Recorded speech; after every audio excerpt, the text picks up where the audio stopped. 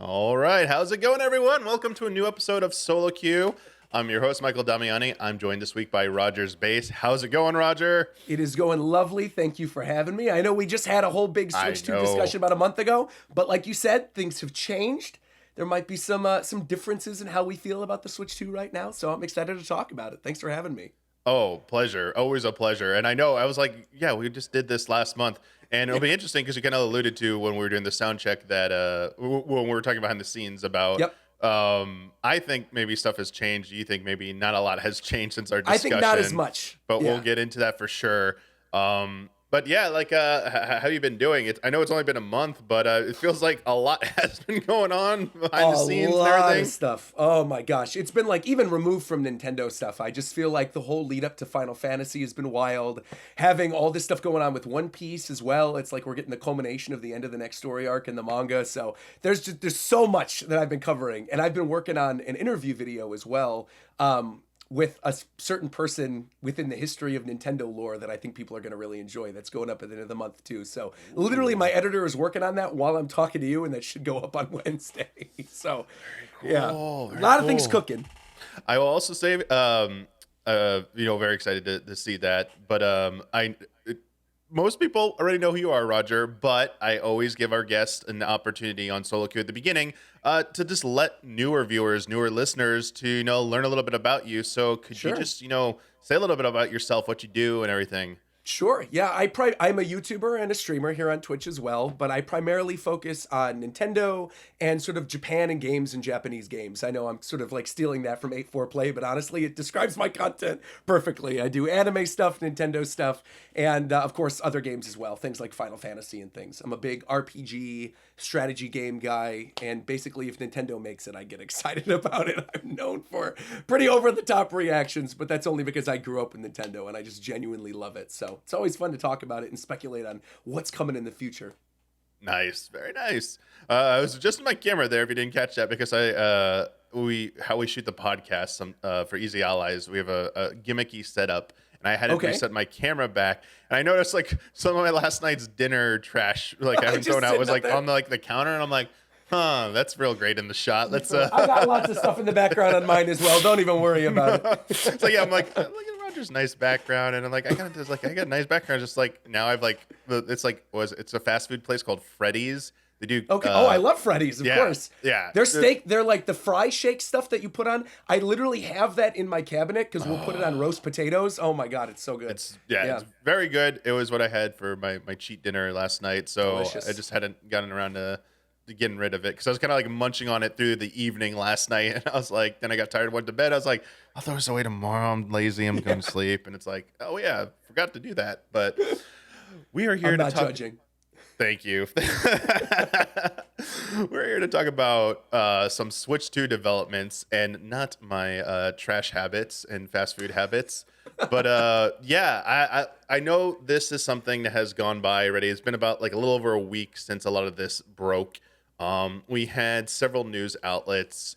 We had Bloomberg, we had VGC, we had Eurogamer. They all kind of came out and reported that they were having sources tell them behind the scenes that Switch 2 has been delayed from this calendar year, the end of this calendar year, into the first quarter of next calendar year. So Q1 2025, but it still falls within the upcoming fiscal year, which is about to end. And people saying like that's still fine. And since that report, like VGC is just like giving a ton of updates. They have like so many people, like Eurogamer saying this, Bloomberg saying this. We have so many people coming to tell us that this is what's going on. But as a result of that, just to like give you a little bit more insight, shareholders, stockholders, they were not happy about these reports. And so there was a bit of a dip. There was like about a 6% drop off in Nintendo stock following all those reports. And even Matt Piscatella said that if this is true, it's going to be a very rough second half of this year. It could be like kind of devastating. So not a lot of like financial analysts were really expecting this. And I think this might be a good point to let you go here, Roger, because you have some thoughts about maybe whether or not this is really going to pan out or not.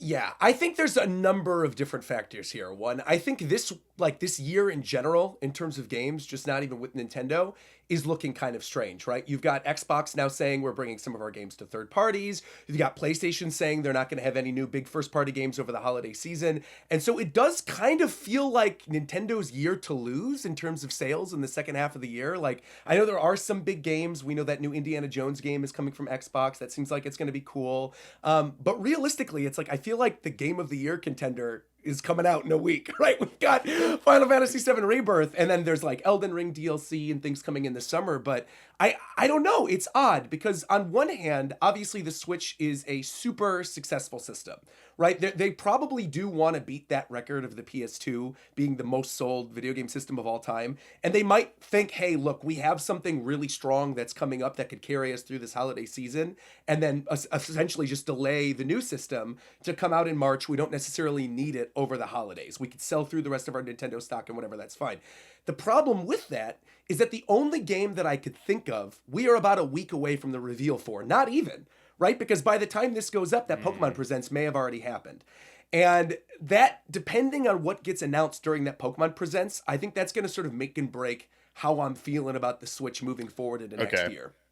Because, like, if you think about all the stuff that we kind of already know about that they're just sitting on, there have been the reports about the Metroid Prime 2 remastered, reports dating back to like 3 years ago that Wind Waker and Twilight Princess HD are pretty much prepped and ready to go. There's the rumor about the Fire Emblem Genealogy remake that's been going around for a while, the Kid Icarus Uprising port. I mean, like, there's a lot of big name games that they could potentially drop and sort of fizzle throughout the rest of the year after, you know, Luigi's Mansion and Princess Peach and Endless Ocean come out.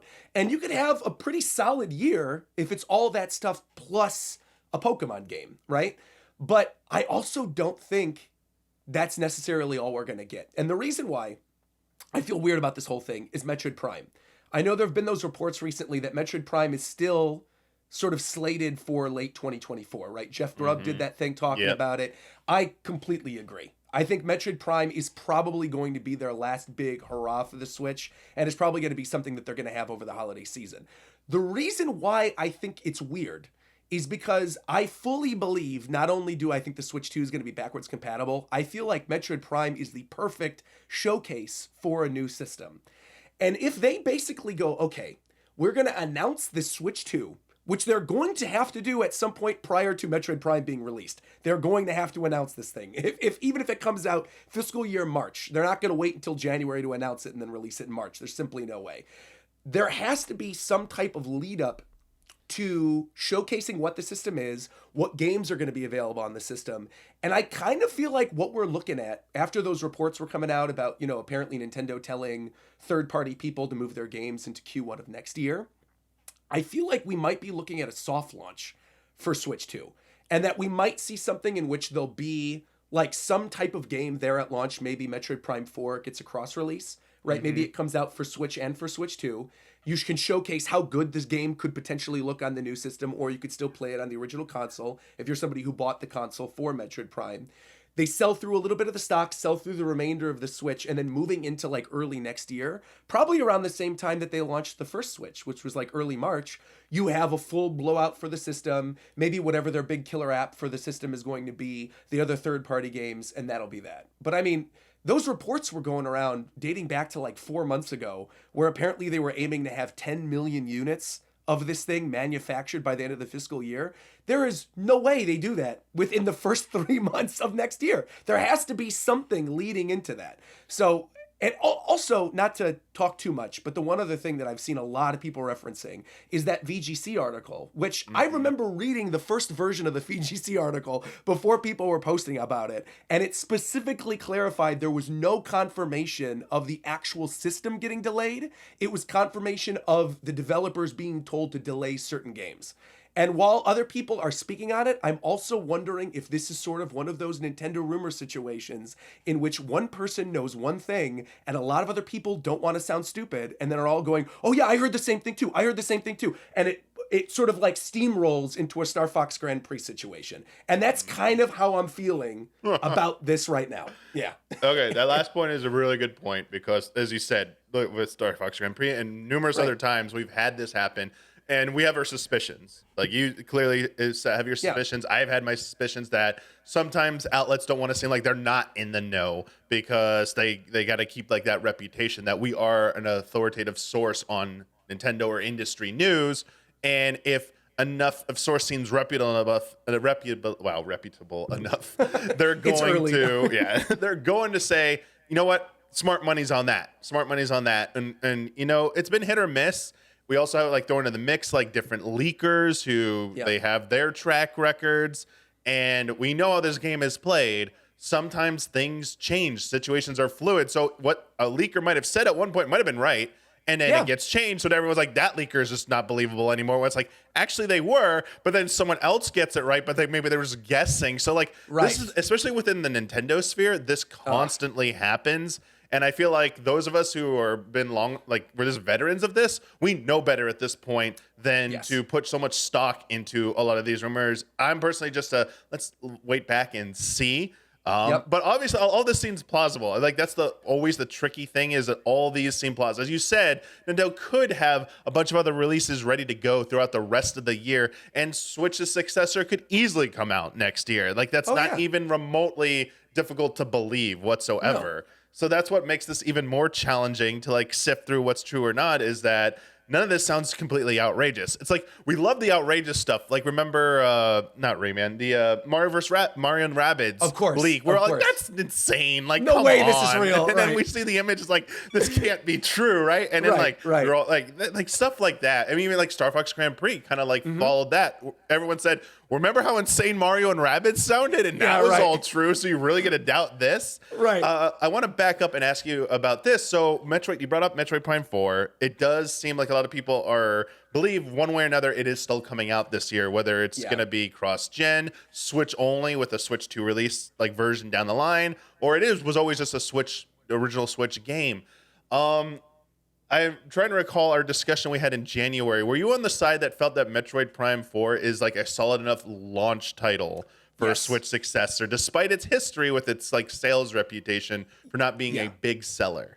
Yes, for a number of reasons, I am on that side. One is if you look at the sales of Metroid Dread, that was the most successful Metroid game ever on Switch. I feel like the Switch generation was really good for sort of those smaller, more niche Nintendo franchises to actually sort of flourish. You saw this with Pikmin sales, you saw this with Metroid, you saw this with Xenoblade.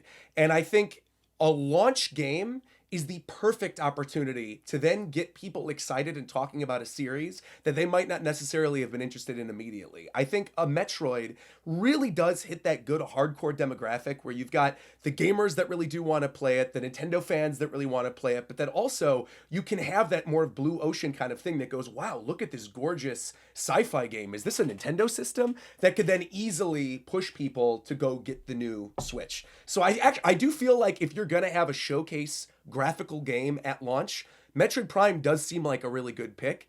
And again, this isn't like something new. Nintendo did this with Breath of the Wild, with the Wii U and the Switch. They did this with the Wii and the GameCube, with Twilight Princess. I mean, there's precedent for this to happen in which they have a game that cross-releases on both.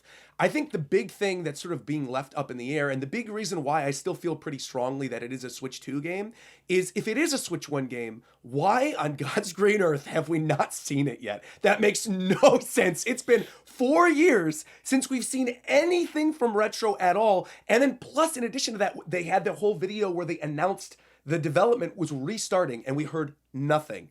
And now we're moving into the time of a new system and there's still no news. It's still TBA on all of their financial reports. Like something is cooking. And I feel like the main reason why they're waiting is probably because of Switch 2. I think Metroid Prime 4 or a direct that announces Metroid Prime 4 again officially or whatever, I personally believe is going to be after we get the first reveal teaser for Switch 2. I still think that is probably going to be in spring at some point. I think they'll probably have the blowout in June.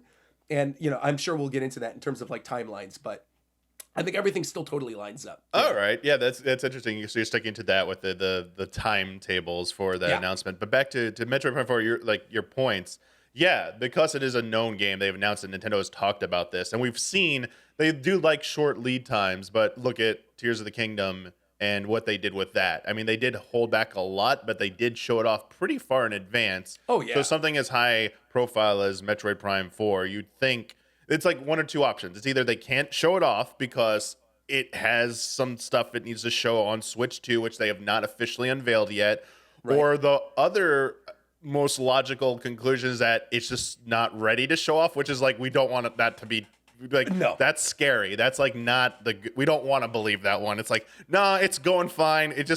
They just can't show it off. Even if it's going to be cross-gen, it's because they need to show off the Switch 2 hardware because Yeah. they want to show it. My thing to you though is like historically cross-gen like releases don't generally aren't viewed as like graphical showpieces. I feel like we looked at like the PlayStation 5 so far and how many games were cross-gen on PS4, PS5, and a lot of people, consumers saying, hey, these games don't really look next gen just yet. Sure. Maybe like the loading times are obviously like we're used to that now, but nothing really was screaming out this is definitely PS5. Like maybe Horizon. Like Horizon might have been like one of those games that really showed that, but up until, recently, I feel like cross-gen is generally associated with it. That's not a graphical showpiece. So Sure. do you still like with Nintendo, do you think that's a little bit different in their case? Because you mentioned Breath of the I do. Wild, and Yeah, that was people would point to that as like a showpiece, I would say, honestly. Yeah, I do feel differently about it because I also think if you look at the Switch hardware and how the games look on Switch in general, like how big of a jump that's going to be moving to Switch 2 if it is something like a PS4 Pro, right? Like obviously Nintendo's got a great art direction team. They know how to make their games look good. And I do feel like Metroid Prime is just one of those, no pun intended, like prime examples of a really good looking game from Nintendo. Like even if you look at Prime Remastered on the Switch, that game is gorgeous. That game is a GameCube game from 2002 that's genuinely one of the best looking games on the Switch to date. So I think if Prime 4 looks anything like that, I think it won't really matter all that much. And I also feel like a soft launch for the next system doesn't necessarily write off some other type of first party game. Like they'll probably want something for the families as well in addition to Metroid Prime. I don't think they'll just launch with Metroid Prime.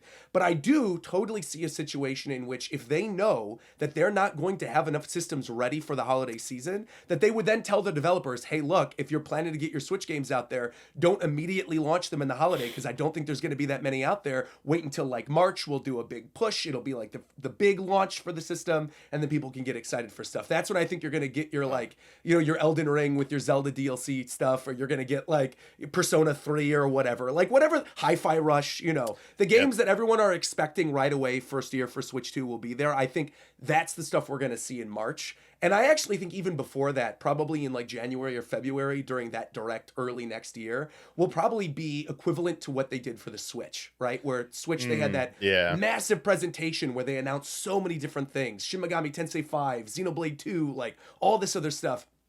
I could see a similar type thing happening.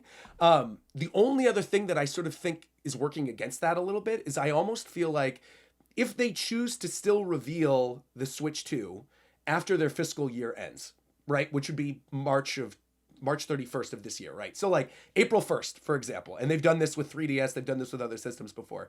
If they go, okay, we're going to showcase the Switch 2 now, we're going to drop a teaser video.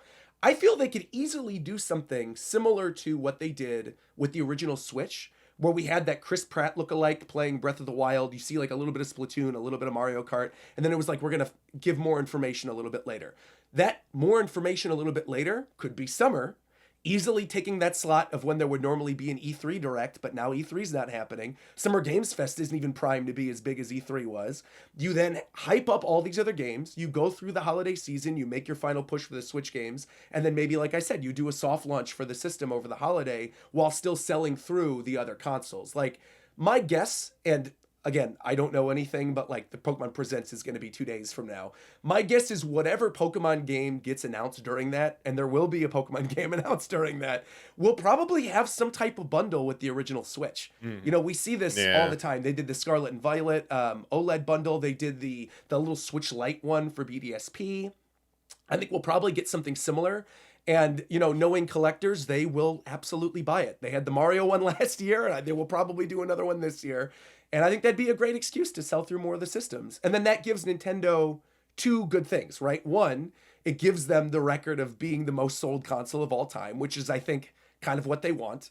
It allows them to sort of test the waters and not have the same kind of like problems at launch that things like 3DS did, or things like some of their other handheld systems when they early launched didn't really have a lot of games, but also didn't really know like how to push those games early on, right? Like if you look at the launch, the first 3 months of Game Boy Advance, there was Mario Advance, like Oh F-Zero yeah, Maximum Velocity, yeah. and then Rayman. And there really wasn't anything else until like Golden Sun or Wario a couple months later. And that worked out fine for the Game Boy Advance because they already had told people in advance, no pun intended, what was coming up down the pipeline. And I kind of feel like we're looking at a same situation with Switch 2. Yeah. The hardware thing does make sense, like making sure that they have enough units and telling publishers to hold on till that the install base can grow and that they can secure supply, because just this generation, how Yeah. PlayStation 5 was held back. I mean, Xbox as well, but PlayStation 5 more profoundly was held back because of supply shortages. And Yeah. finally, was able to get over that hurdle and started, had their sell-through started to like improve dramatically because PlayStation 5s became available. We have no like we don't know what Nintendo's components or all their components are going to be in the successor, so there could be some issue there where they're like, we are going to be a little bit tight if we launch this holiday versus if we launch next year, we'll have like a nice buffer. And that maybe that you could be right, like we're going to launch this holiday, but we don't want to put too much on it because we don't want to kneecap ourselves with some of our software. The other part of this equation, though, like that makes a sense to me to an extent. Yeah. The other part of this is the reports are saying that Nintendo is also saying they're possibly delaying Switch successor to the beginning of next year because of their own software, first-party software. And as you pointed out with like GBA and other other Nintendo hardware launches haven't had like the best launch software. Switch is probably the best example of having that first year mapped out with so many bangers to sustain that momentum. I think they see that as a blueprint. Nintendo sees it as a blueprint. That is how year one needs to go. And they probably have that planned out for the Switch successor already.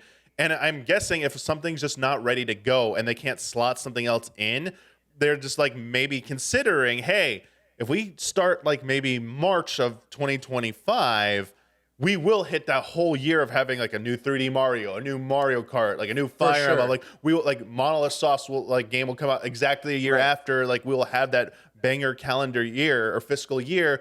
But if we do it in this fall of 2024, we might have a gap. And I think that's what they're worried about. It's because there's so much, as we've seen for the past year and a half and going into this year, so much software is coming out. There might be a potential drought coming, who knows?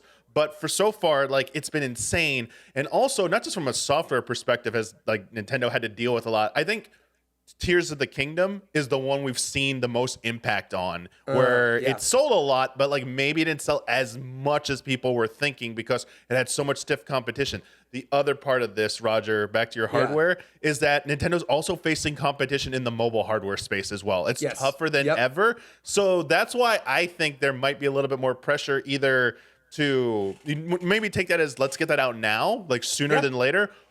But it also, to me, means let's have our plan nailed down. Like, we need that solid year. Whatever release date gives us that, like, nice year, that's what my money is on. That's what they're going with.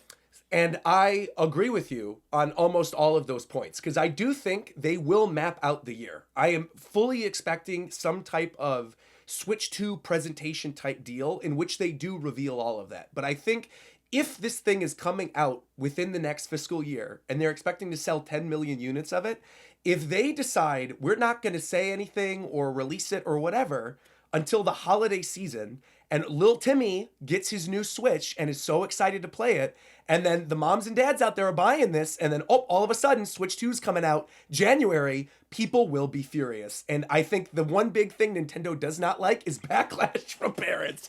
And I feel like it's just in a really weird position because I'm sort of looking at Switch 2 like a handheld versus a console, right? If you look at the original launch of a lot of the consoles, look at something like a GameCube, right? Like GameCube at launch had Luigi's Mansion and Wave Race. And like a month or two later is when they got Pikmin and when they got Smash Brothers. Like that stuff came out afterwards. That's what I'm talking about here. I think there'll be something along the lines of like Black Friday, you'll be able to get Switch 2, right? And there'll be a couple games available, but when that happens, people will already know what games are coming in March. Like you're already going to know that. And then when they have their big reveal in January or February before the launch of the Switch and they have their big presentation, that's when they reveal the full roadmap of everything, right?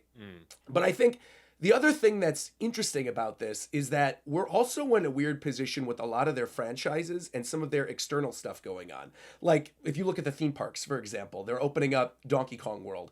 And there were a lot of people who, you know, myself included, we got pretty far into last year and I thought, this is weird. They have Mario World opening, and yet there's not a major Mario game. And what ended up happening? Oh, surprise! Mario Wonder's been in development. Here's the best 2D Mario in 2 decades. You know, like they could definitely subvert expectations. And with the big Donkey Kong World opening and Donkey Kong being sort of out of the conversation for a long time, and also the idea of like what a next gen for Nintendo, at least Donkey Kong game could look like, I also feel like that's probably something within their first year that they're thinking about in terms of franchises, like either some type of buddy game. I know Kit and Krista talked about this. I think it's a great idea. Playing on the idea of like a Mario and Donkey Kong 3D platformer would be really cool. Or just doing, you know, Donkey Kong's own game, I think would be great. But something that sort of appeals to that, gets people to go to the theme parks, you know, gets the cross-pollination with all the different IPs and franchises and Nintendo Pictures and whatever.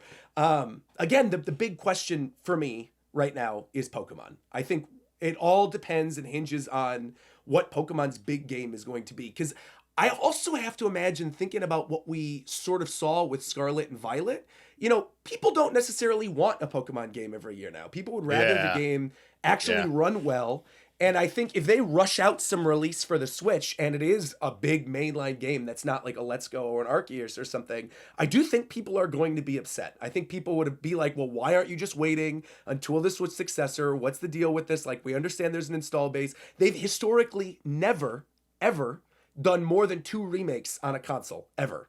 They've only, and we already had BDSP. So if they choose to do a remake of Unova right now on this hardware, I think you're going to get a lot of backlash, not just from Pokemon fans, but I think from gamers in general who now with things like Pal World and seeing this other competition, like they can't just rest on their laurels. They have to have something good.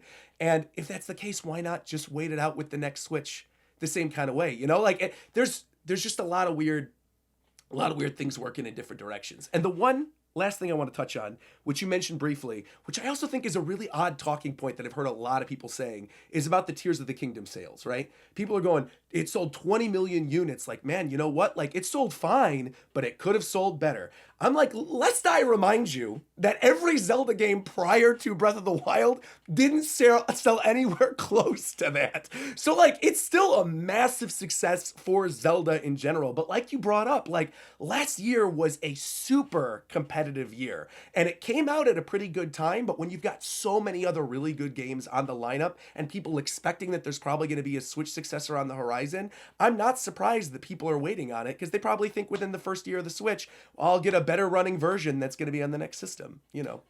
Yeah. Like it's definitely impressive for Tears of the Kingdom. Real quick to address that. Oh yeah, for sure. And like yeah, like a lot of competition. And again, it's a platform exclusive. This isn't a multi-platform game that benefits. But I think people looked to what Breath of the Wild had done and what Tears of the Kingdom was like. They anticipated it was going to do, and seeing that like this is a new direction for Zelda. Like all past Zelda games, cool. But this is like the start of like a new mega franchise. Like it is still Zelda, but this is something different.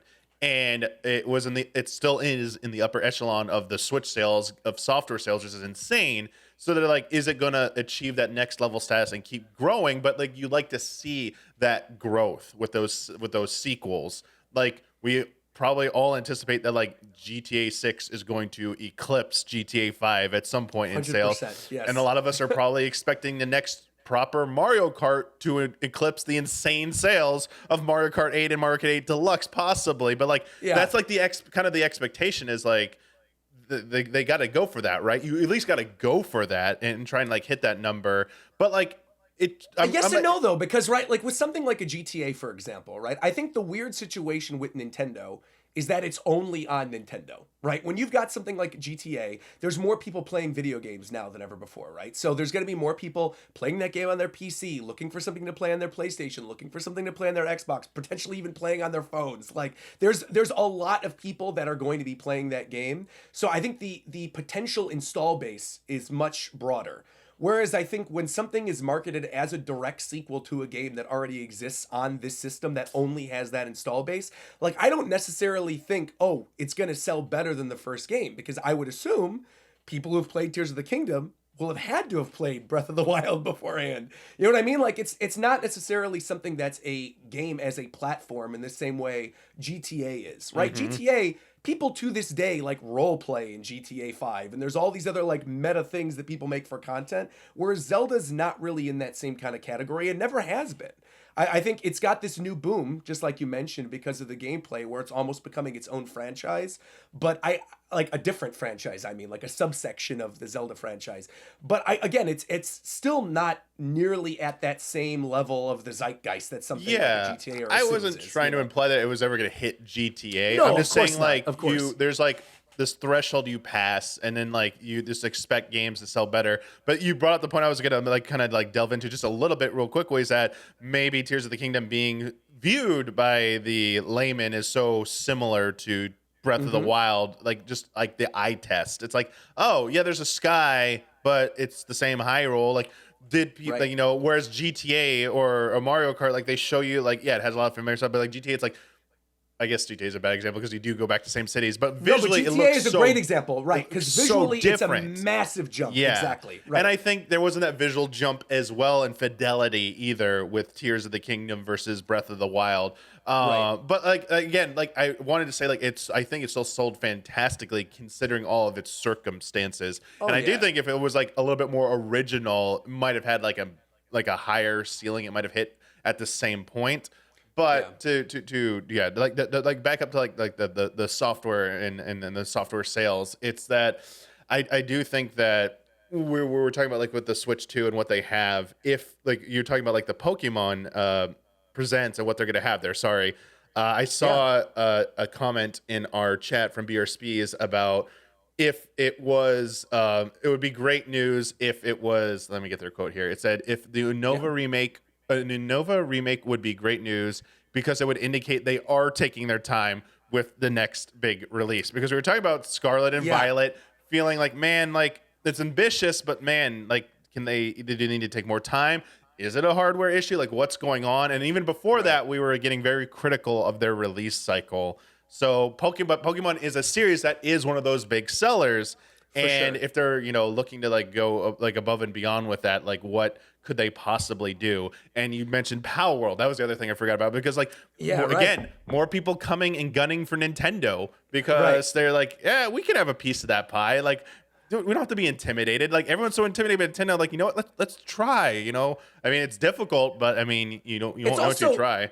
It's funny too because like I brought up the Pal World thing because obviously everyone on social media is talking about it, but like realistically, when you play Pal World, it plays nothing like Pokemon. It is like more like Ark than it is Pokemon, right? Like it's obviously it's taking the gimmick of these little monsters that you catch or whatever, but in actuality, the game is not a Pokemon game. I think people are craving for Pokemon to do something new, and like while I totally agree, I think that a remake or a Let's Go or something along those lines, it's a spinoff, is a really good sign that they are going to take their time with their next gen. I think at the same time, just releasing what is presumed to be a mainline game right after we just had all of these issues with Scarlet and Violet and releasing, because remember, Scarlet and Violet came out the same year as Arceus. They had 2 games that were out that year. It also insane. sort of sends a weird message where we're remaking 2 games during the same console generation, which we've never done before. And technically, if you want to dive deeper, you could include Let's Go in that. That's 3. Like technically, if you want to include Let's Go, that's 3 remakes on one system. It seems odd to me. I feel like if there is an Unova remake or a Black and White 3 or whatever this game is going to be, personally, I'm hoping that, and I know some people don't want to hear this, or maybe some people do, I'm hoping they shop it out to somebody else. Like in my ideal world, Square would be developing that, and Team Asano is doing an HD 2D version of Black and White. Like that's my ideal, right? Is that Game Freak doesn't touch it. They focus on whatever their next big thing is. I see you smiling back there because you know damn well that would be amazing if they Well, did I also saw their HDTV Black and White announcement that too. they have the Bravely Default Day. They have an announcement for I know. another. Unfortunate. I Yeah. want Triangle Strategy too, but I guess I got to sit through Bravely Default 3 first. But I think something along those lines, in which like it's confirmed that another developer is working on it, something like an Ilka, would probably go a long way versus like Game Freak is making this game. Because the other thing about this is we know Game Freak has split teams, right? We have the team that makes Pokemon and the team that makes their more experimental games. And something when all those rumors were coming out about that last partner showcase that I thought for sure was going to be in there was that Project Bloom game from Division, the company that does Penny's Big Breakaway, that literally announced at the end of last year they're making an action adventure game with Game Freak. Yeah, And that one. Yeah. we haven't heard anything about it. We saw concept art. We don't really know what's going on with that. And again, if they're already like, if their development is already sort of spread thin, to then have another remake game in addition to both of those, it just sends a weird message. And I don't know. I feel like it's got to be something smaller scale than something that's just like a full-fledged remake. I mean, I could very also well be wrong. Like it could totally be a big mainline game. But I'm not expecting it to be something huge. I am expecting it to be something smaller scale, unless they do exactly what we were talking about earlier and they go, look, we need to let the Switch live for another year. In which case, I think then it's inevitable. Then I think the game has to be an Unova remake or a Let's Go or something big that could actually sell systems. Yeah, and I do think you're pretty spot on. The presents will probably tip a little bit of like what's really going on, because you have to believe the Pokemon Company and Game Freak are very, very well informed about what the plans are going to be, because Nintendo's like, we want to like you to succeed as much as possible. So if Switch 2 is coming out this year, you should do this. If it's not, maybe you should do this, but also, do what's best for your own, for yourselves. But I do think like it's possible it gives us insight. Not guaranteeing it will, but as you said, like I think maybe it could show a little bit and give a little bit hint of a direction they're going to go. I was thinking about this while we were talking, just really quick before I lose this thought completely, because it's another franchise that we'll have to see what they're going to do with its next entry, because it's also one of the best selling. But I was thinking in terms of Pokemon, let me get to the point. Animal Crossing. We had Animal Crossing was huge, and we obviously got to believe there's going to be a new Animal Crossing. But I was thinking about Pokemon because of Concierge, the series, and they announced like they were making more episodes. This laid back island, like it's like, you know what? If you wanted to like eclipse Animal Crossing, maybe you make a Pokemon game that's like Animal Crossing, that's like just the Pokemon, and like Concierge is it. I was like, there you go. I was like, there's an artist on Twitter that makes low poly versions of Animal Crossing characters that are actually Pokemon, and there's like Dragonite villagers and all this other stuff. Flaffy. It is so cute. I highly recommend you guys look it up. I don't know the artist's name off the top of my head, but if you type in Animal Crossing Pokemon, it will show up for you. I think that is kind of the direction I'm going in terms of if the Switch is still coming out, like the Switch 2, I mean. If that's still coming out this year, I think the game they reveal could be something along those lines, right? Maybe a concierge-based game. Maybe like another Pokemon Conquest or something. Like some type of spin-off related thing. Pokemon Pinball maybe making a comeback, whatever. Throwing the old Pokemon games on NSO, updates for Masters and Unite and all this stuff that they already have cooking. But again, if it's a full-fledged remake or a Let's Go or something, then I do think it's pretty likely they're going to let the Switch sort of live on for the rest of the year. Yeah. But I'm right there with you. I think a slice of life Pokemon game would do really well. That brings me to something I want to ask you, though. Sure. Which is that within the first year of the Switch, like, right, the new Switch coming out, what franchises do you think will be in that first year? Because there's a couple that are in my brain that I'm like, we haven't seen from them in a long time. Timelines are lining up. We're probably going to get this, but I want to hear your opinion. Yeah, I feel pretty good about Mario Kart. Well, it might not be I think it should be the launch title, but I think year one it's like probably the safest bet. Not as safe, but I wouldn't be surprised. I think it's a good bet is a 3D Mario. They are very unexpected. It's been a long time, but also Nintendo likes to take their time with 3D Mario games. So it not hitting year one wouldn't be too much of a shocker, but I think it was very realistically could happen.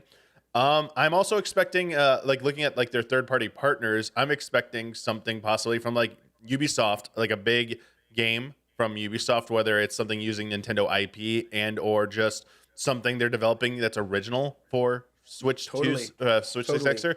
And also, like, I think Square Enix is going to be there with something pretty decent Yeah. in year one. As and For other Nintendo franchises, I think it is like very safe and needs to happen. Fire Emblem, like Fire Emblem, Oh, should be yes. the one. It's been a while. We had engaged, but like that was planned as like an event, an anniversary celebration event. Yeah. But like beyond that, they've really had like the Warrior spinoffs. We got like the second one of their Warrior Yep. spinoffs for that. But like we haven't gotten like the proper new original like evolution of Three Houses. It's like Sure. it's either like a legacy remake as we've been talking about, or where's like the next Three Houses type game. Like people are waiting for that. It doesn't have to be a direct sequel, but Yeah. where is that type of Fire Emblem? And they're working on it. And even if none of this is true, their intelligence systems are just like constantly working on Fire Emblem, I feel like. So like there's something that's got to be ready to go for Fire Emblem Yeah. in year one, in my opinion. Interesting. Yeah. I for Fire Emblem feel like Fire Emblem is for sure year 2 for me. I think without a question of a doubt, like it's not going to make first year. Okay. Because I really truly believe I like would put money on this. By the end of this year, there will be a genealogy remake on Switch, like the base Switch.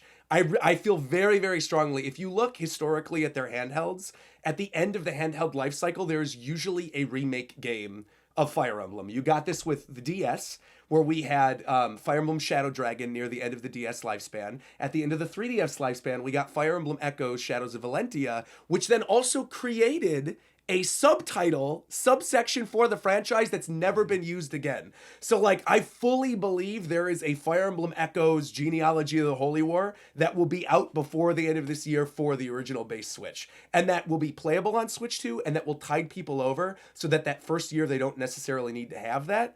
Additionally, Koei Tecmo has worked very closely with them over the past couple Fire Emblem Yes. games. Wouldn't be surprised if they're the one making it.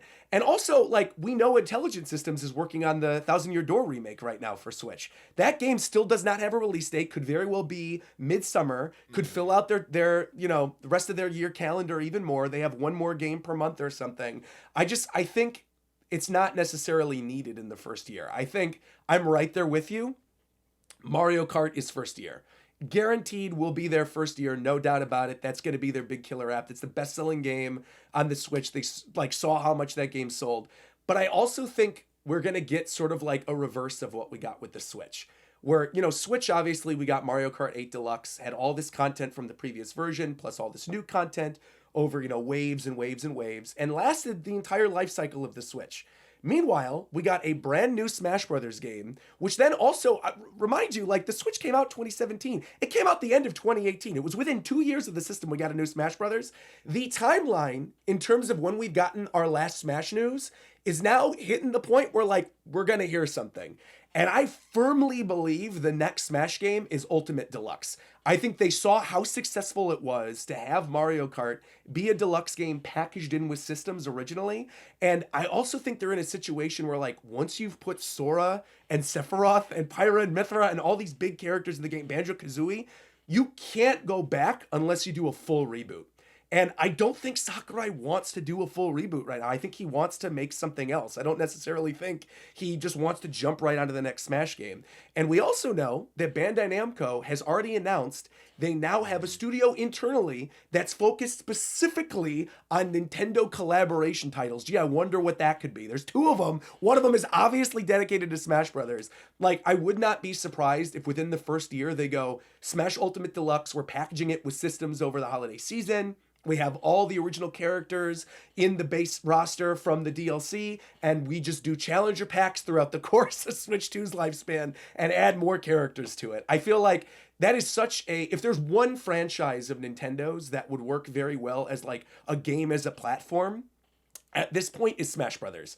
I think they found a really good middle ground in terms of the gameplay with Ultimate, where it was obviously still competitive. It appealed to people who were more of the melee mindset, but also was very like collectathon with the spirits and things, where, people who liked the trophies from Smash 4 or from Brawl or the Challenge Wall or whatever, they actually had something to play there.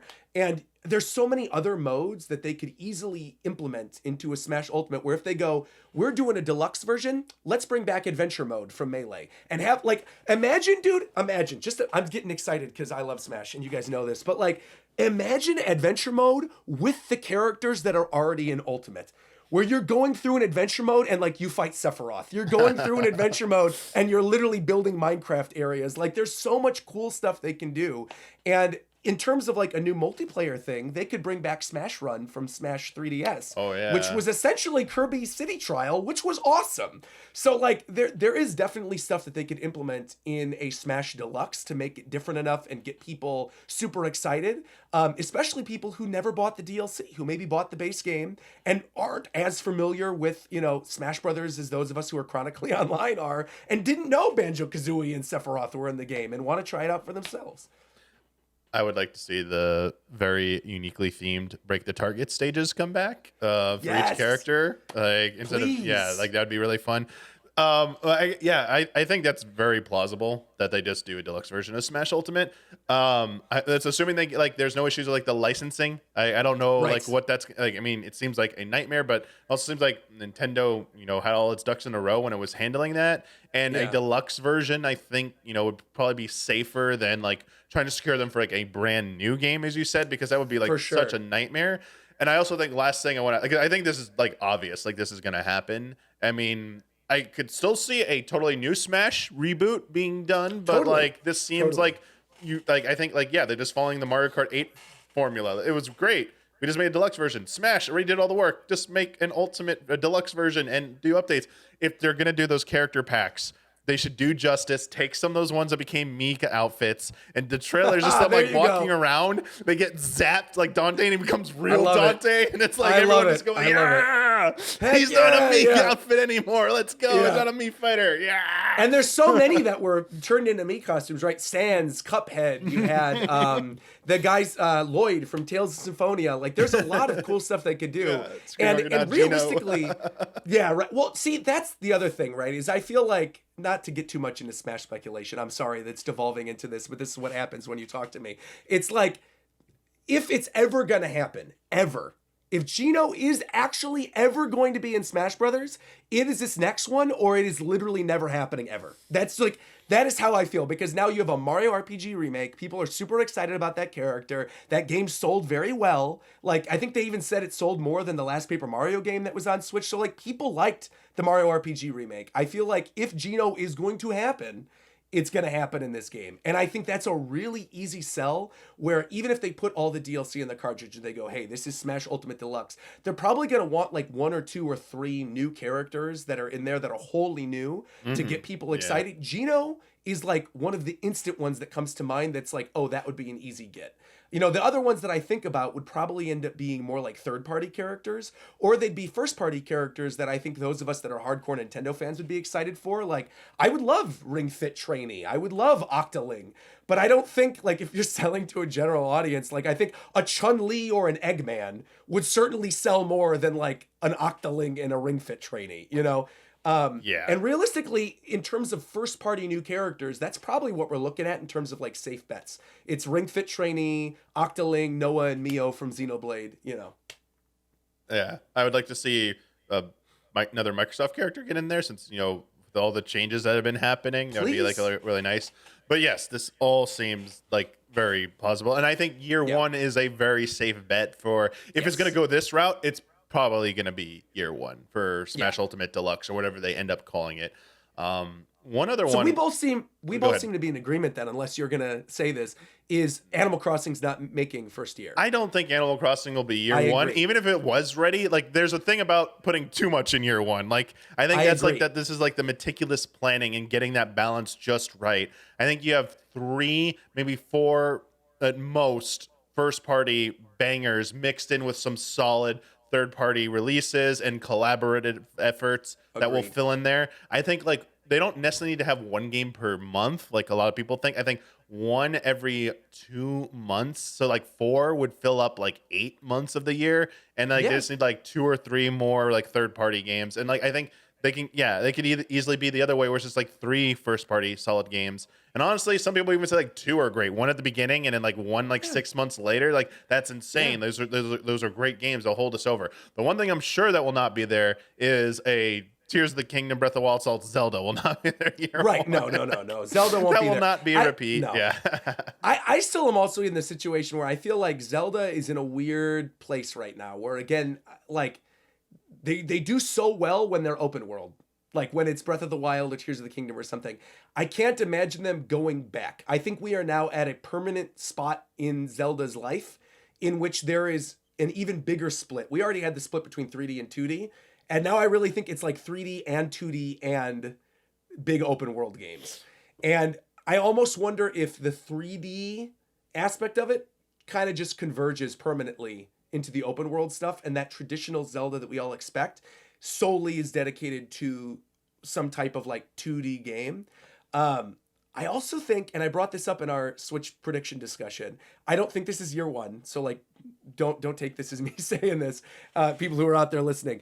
But I do think, with historically how big of a deal Ocarina of Time is, and how massive that game is, and like the imprint that made on gaming as a culture, and with the Zelda movie coming out, I feel like once we know a solid date for the Zelda movie, I think that's the year we'll expect to see a Zelda game.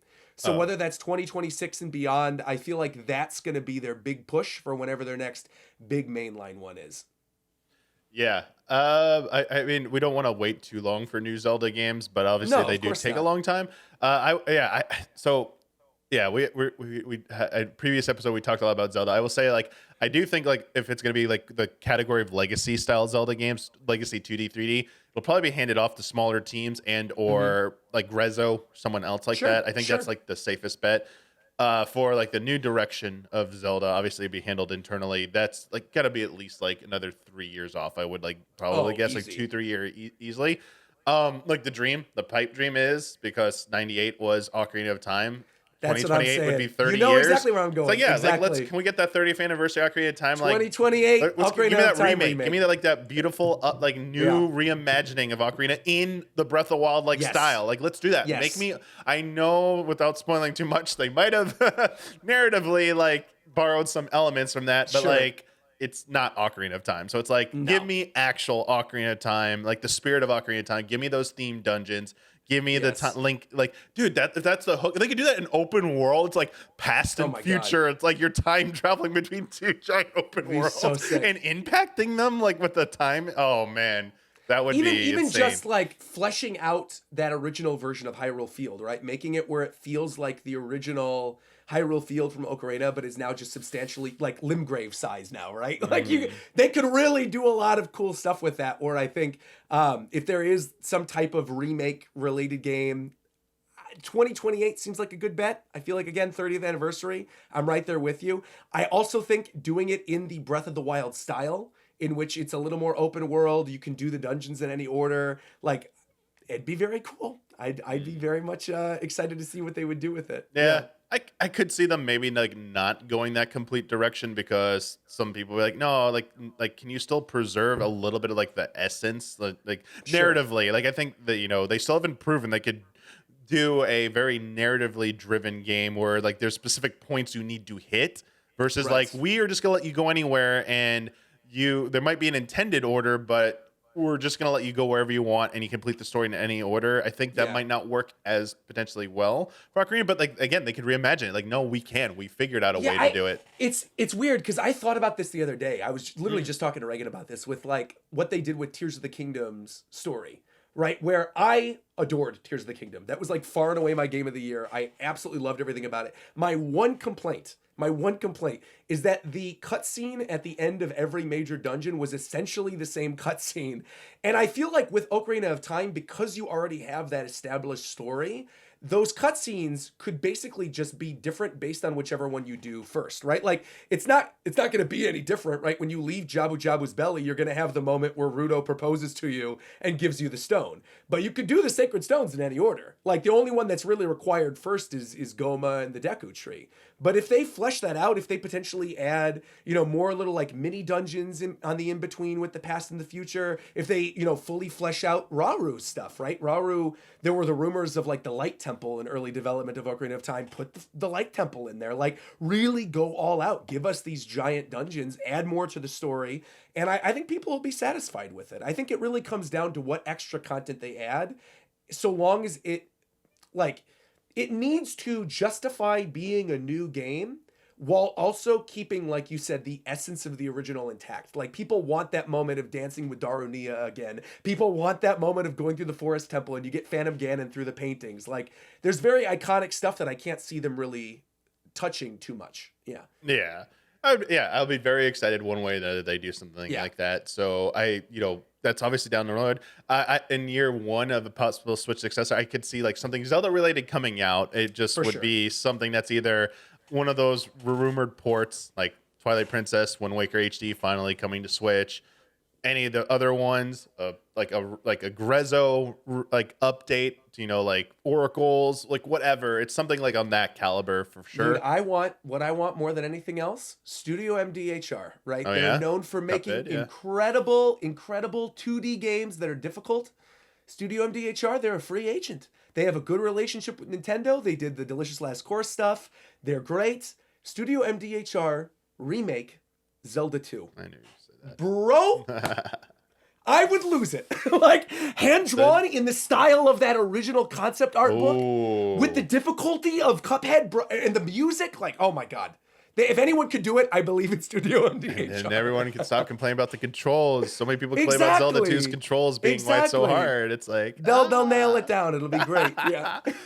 I want to ask you about like the year one. We talked about like existing franchises. We've talked a little bit about like third-party support. We can talk a little bit more about third party support. Like a big one that like I think will be there one way or the other is that the new Monster Hunter, that we just had announced, Wild. Yes. What's it called? Monster. That is for sure going to be there. But the wild card is Nintendo had like some surprises for us in year one for Switch. For example, ARMS, a brand new franchise. They tried their hand in a new franchise. We have not seen it come back, unfortunately. It'll be back. Don't worry. They can't keep my girl Twintel down. Do you think we will get another new entry? Because like we had Wii U, Splatoon, Switch, ARMS. Like, what do you expect to see another attempt at another new IP for Switch? Successor. I mean, without a shadow of a doubt, there will be a new IP for sure. Nintendo knows they have to keep creating them. I think it's interesting you brought up Splatoon as well, though, because if you look at the life cycle of Splatoon games, where they have, the Wave 1 DLC, the Wave 2 DLC, they literally just released Side Order, which is very good, by the way. If you guys haven't played it, check it out. It's very fun. They just released Side Order, and then now, obviously, with that story wrapped, with Splatoon 3 done, I think maybe they've got another year and a half max before we see 4. Because while it's not that huge of a deal here in Japan, it sells gangbusters. It's massive. They have tournaments for it. They have the yearly, I forgot what it's called, but the thing that they have at the big Tokyo Convention Center where they have the Splatoon tournaments. It's a massive franchise over there. And I can't see that missing within the first year and a half of the Switch 2. And if you look at the timeline of when they've normally released, summer to fall of next year would realistically be around the time we would probably hear from it. Which is weird, because again, like you said, there's so many games already that you're thinking of where they can't just stack everything year one. They have to have something that's weighted out a little bit. But when you think about Mario Kart and Smash and a 3D Mario, those three all seem like they have to get them out there almost immediately. And so I don't know where exactly the room would fit for a new IP when we already know Monolith Soft is making something too. Aren't they making a new IP as well? So they have multiple projects, and we have not seen anything from other than the Xenoblade franchise, and they have been hiring. They still have the pages on their site for these other projects, and the one that we've seen concept art for that fantasy game that people started saying FromSoft, Souls game, oh my god, it's action oriented, where is that? I think that is one of the more highly anticipated games, and it's kind of been a long time since its announcement of its existence to seeing actually anything of it other than concept art and hearing about it. It's will we see that? That could, I mean, that could be it, and trusting that. But I do think something like that would be wise. I think the lesson learned is maybe not jumping out with something so new right away. Like, had ARMS waited a little bit, would its fate have been any different? Would it really have mattered? I mean, I think if ARMS had come out 2 years into the system, I don't think it would have sold nearly as well as it did. Yeah. Right? I think it sold well because it was there at launch. I mean, 1-2 Switch sold well. Yeah. That game is probably one of the worst first-party games on Switch, but it sold well because it was there at launch. And so I think it was bolstered by the fact that you had people looking for something to play. Whereas this time around, because there has been sort of a weird drought and this year is looking like it's very port-heavy for Nintendo, I don't know necessarily if they would really position a new IP within that first year, outside of maybe something like a Monolith Soft to feed the hardcore fantasy person something if we don't have a Zelda, Yeah, I get, like, that's what I'm like thinking. And also because like the pedigree, like Yes. obviously like really deep Nintendo enthusiasts know the developers behind these games, so they understood who was making ARMS. Like, oh, that's a really good studio. Like, we know what they're doing. But like, you just have to say from the creators of Xenoblade, and then like show like Molosoft's logo, and then show, and if it's not Xenoblade, it's like just like it's just like open environment. These show open environments, like, here we go, like you're We like know what everyone will this just is. like be on Yeah, board, right. and like a fantasy. Right. Okay, so it's not this like weird like dystopian like future tech meets ruined world. It's like it's actually like a medieval fantasy setting or something something just different. Yeah. I think that just like is an easier catch. I mean, ARMS was pretty catchy, like a fighting game where you're like using spring stuff, and I think it was like a very like good concept. Yeah, and for sure. Maybe like they should like try and revisit at some point. But I do think something like a new Monolith project probably has like a better chance than something like ARMS did. Definitely. For sure. Yeah, you had mentioned Monster Hunter as well. I think that's a done deal for the new Switch. I think like that Wilds game doesn't look like it looks cool. Don't get me wrong, like, and I love Monster Hunter, but I'm saying this from a place of love. That game is not a technical showpiece. Like what we saw of Wilds looks cool, and there's a lot of monsters on screen and there's other little effects, but I was by no means like blown away by the visuals in the same way that I saw like the GTA 6 trailer or the Death Stranding 2 trailer. I was like, oh, this is actually next gen. And I feel like that's kind of the other weird thing about Switch 2, right? Is that there really haven't been that many games that have made us go, wow, this looks like the next generation for PS5 or for Series X yet. Like, I think like we're just now getting to the point where stuff really does look next gen. Like there's no way this could have run on the previous system. And I think that's kind of the benefit of when Switch 2 is potentially coming out, whether it's the holiday or early next year, because all of those games that have been releasing in the first 3-4 years of the life cycles of these systems can very easily be ported over, even if this thing is like a PS4 Pro, like they can easily port this stuff over. And again, art direction goes a long way as well. So if I had to guess in terms of like other third parties, I think another done deal is Final Fantasy VII Remake. I think that's a lock. I mean, Cloud and Sephiroth are in Smash Brothers. They want to get that on as many systems as possible. They know that's going to sell Rebirth. Even if Rebirth isn't on the new system, they know people will play that and then want to go play Rebirth. I think Remake is a done deal. I do have like this is like kind of towards like the end where I want to ask you like this question, because I think with the the reports that Switch might be coming out in Q1 of next year, and the assumption of when GTA 6 is coming out next year. Right. Do you think that GTA 6 is something that Nintendo would try and get in on and say like it's on our platform? And if it is, what do you think that impact is going to be for Switch? Do you think people would be like, no, I don't care if it's Switch 2, it's not the platform I'm going to play it on? Do you think people might be like curious, like, yo, GTA 6 on Switch 2? I kind of want to check that out. Yeah. Like, what do you think? It's a weird situation, right? Again, because I think had the Switch 2 already been announced by now, I think we'd probably have a better estimate about whether or not that would actually be a thing. But I mean, look at the life cycle of GTA 5, right? I mean, that game, like, it's an old PS3 game or something, right? When did that game initially come out? It was like the end of, it was PS4, like mid-life cycle? When was GTA 5? Oh, no, GTA 5. 5 was PS3. late PS3. Right. So I think it was the 2013. Fact that, Sorry. No, it was PlayStation 4. PlayStation 3, Xbox 360, original release, and then it's been ported forward onto like every other thing. But yeah, it was a PS3 Yeah. PS360 So game. I think the fact that that never came to Switch is probably a good testament to they're probably not going to get GTA 6 either. Whereas, like, would Nintendo want it? Absolutely. Like, I don't see a situation in which Rockstar would be like, we're thinking of putting what's going to become the best-selling game of all time on your system, your new system. I'm sure Nintendo wouldn't be like, oh, absolutely not. Like, we can't have Grand Theft Auto on our system. Like, they had the Grand Theft Auto trilogy on there and stuff. They had the Grand Theft Auto Chinatown Wars game that was on 3DS. Like, there's been precedent for GTA games on Nintendo platforms before. But I do think it's odd that game, when it could very easily run on a Switch, never came to Switch. And I'm talking about GTA 5.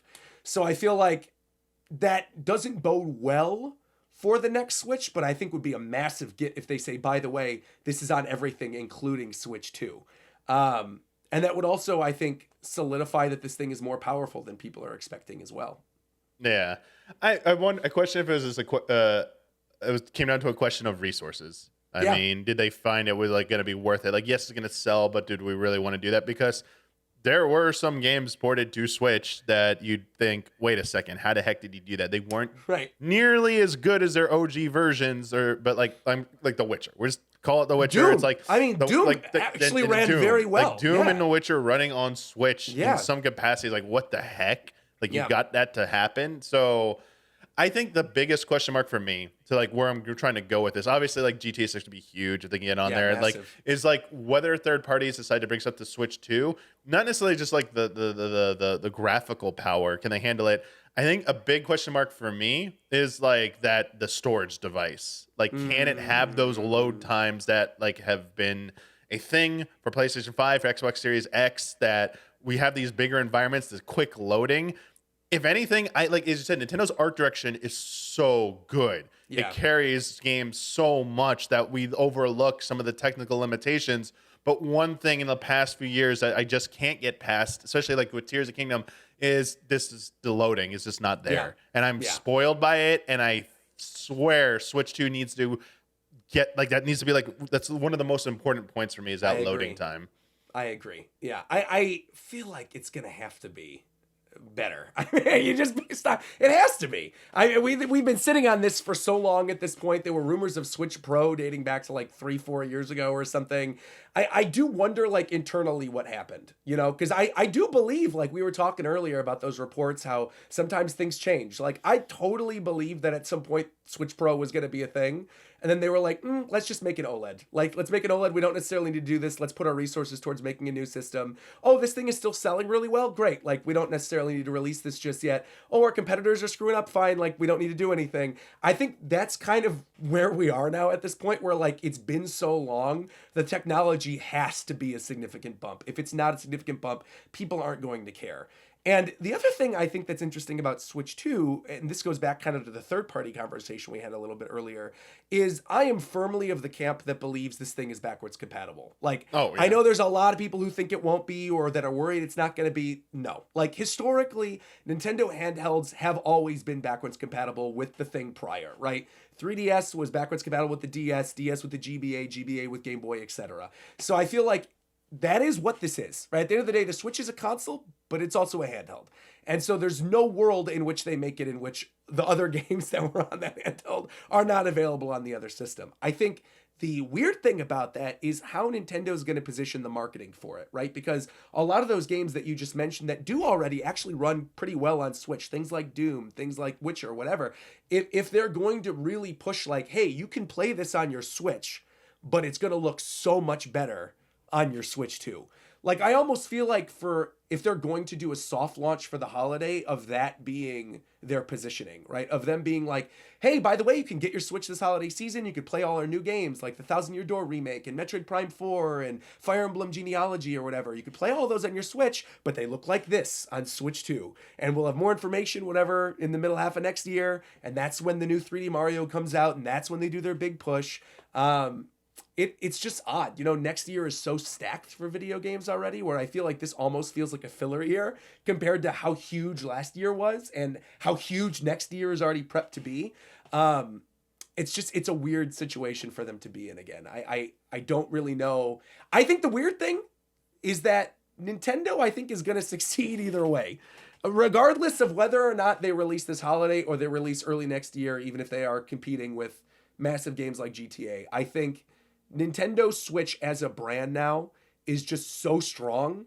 And the idea of people and the craving that people have for a new system is too strong that it's like almost too big to fail, right? Like, I feel like if they make the systems, the people will come, at least for now, within the first year, you know? Yeah. I think the most, as you said, the most important thing is there has to be a immediate distinction visually Yes. between Switch 2 games and Switch games. Like they and need and the that name one. as well. Yeah, Like not oh just the man, visual well, distinction, but I think like that I yes. still to this day think a big reason the Wii U failed was because it was the Wii U. Had they called it something as simple as Wii 2, TOO, well, I don't know why they didn't do that. It would simplify it. People would have known it was a sequel. Why they went with U, I will never have any idea. I think it's got to be something along those lines as well, so people know like this is the next system. You can play your games on it, but this is where we are going moving forward. And I don't think they can play around with the name. I think it's got to be something solid that will clarify for people this is their next mainline system. Yeah, that's the one point I hope they just don't overthink over at Nintendo is Yeah. that this is something that I understand they love being unique with their names. They like it's part of their identity. I'm sure their creative minds there are trying to like reconcile those two things. Not confusing, simple, but maintains our unique identity and like that's Yes. what they're getting paid for to come up with that name. But at the end of the day, it's like honestly, Switch with the number 2 after it would be like the baseline. It's like you can't That's even go with that at least. Yeah. Like just don't get too cute with it. And then the other thing is just like the wild card is that they've also tried to do something unique with their hardware almost every generation since like post GameCube. Like Wii Yeah. U, Switch all had something very unique about them. And do they just literally continue the same formula as the Switch did, the hybrid? There's a dock, it's a handheld, that's the end. There's nothing else unique about it this time around.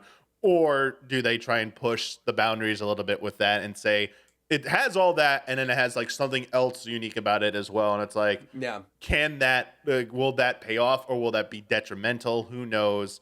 Those are a Yeah. lot of the questions that I think we have to ask. Price point, we've already like, we Yes. talked about that as well. Yeah. Where are they going to go with that? The Switch never got a price cut. Will that get a price cut eventually when this gets announced? Because I'm pretty sure even if we don't think it's coming out this year, it's getting announced this year, the Switch sure. successor. Definitely. And when that Yeah. happens, do they do a price cut to the Switch? Especially they're trying to clear that hurdle of best-selling console of all Yes. time. Will that price cut push guarantee they'll get over the edge this year? Like Yeah, a lot of I those think- questions remain. In the terms of the price cut thing, I don't necessarily think it'll be a cut. I think it'll be a bundle. I think it'll be a bundle with like a new game.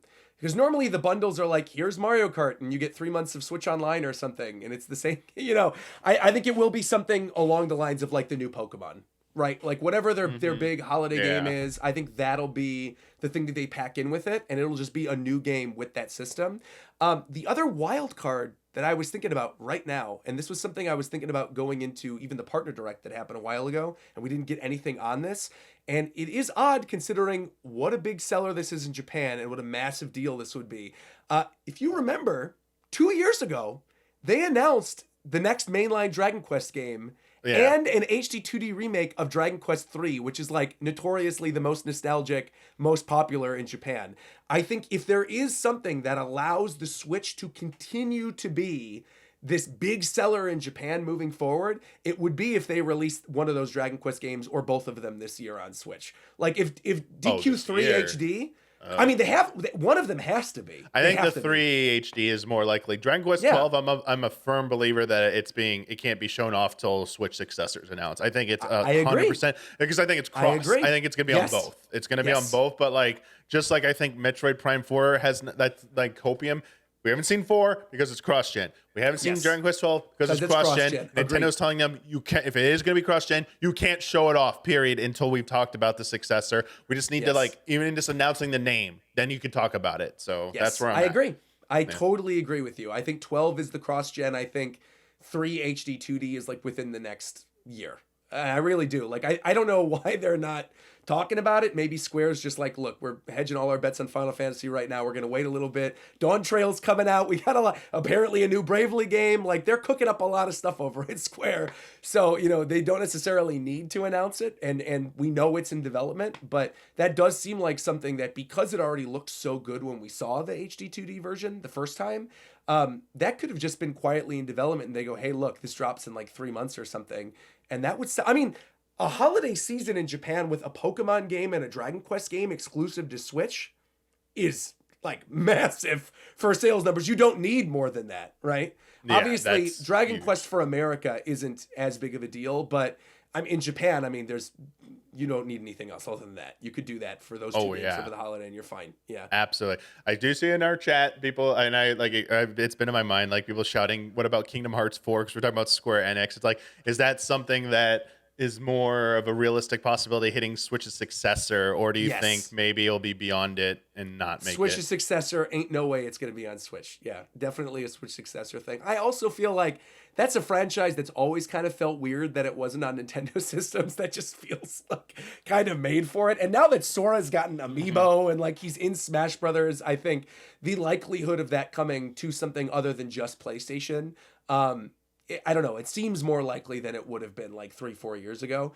It all depends on whether or not Sony wants to buy that sweet exclusivity, right? They want to do what they're doing with Final Fantasy, where it's like exclusive on PS5 until May, and then we might announce something else. So. Roger, I get the feeling that those days are over. The stuff after with the Phil Microsoft Spencer stuff. Exactly. and Microsoft, I definitely feel that Rebirth was the last one they locked up, and I think Kingdom Hearts 4 is going to be multi-platform. That's a multi-plat launch. without and they're a going to see the numbers for that, and they're going to be like, what were we thinking? Yep. And part 3, unless it's already that's the thing. The trilogy, the remake trilogy, could already been like wrapped. Like, I don't know. I don't know if they like Sony wrapped up exclusivity for all 3 parts or not. I don't know if that's ever been reported.